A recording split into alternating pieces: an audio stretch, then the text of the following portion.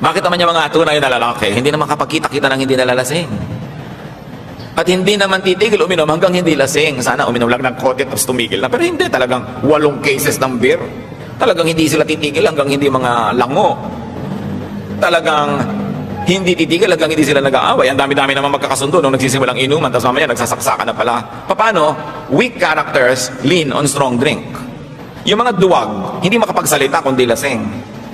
Yung mga mahihina ang loob, hindi makapagtapat kung hindi lasing. Kailangan pa nilang lasingin ang mga sarili nila, tapos tatawagin nila yung sarili ng tunay na lalaki. Kailangan mong malasing para ka tumapang. Anong tunay dun? Kailangan nating i-review yan, kasi tuwing na lang may fiesta, tuwing na lamang may birthday, tuwing na lamang may okasyon, lagi nilang hindi nawawala ng pasyente sa ospital pagkatapos. Kasi may nagsaksakan ng basag na bote, may nag-away. At yung may naglalasing na mama, may ninenervyos na ginang.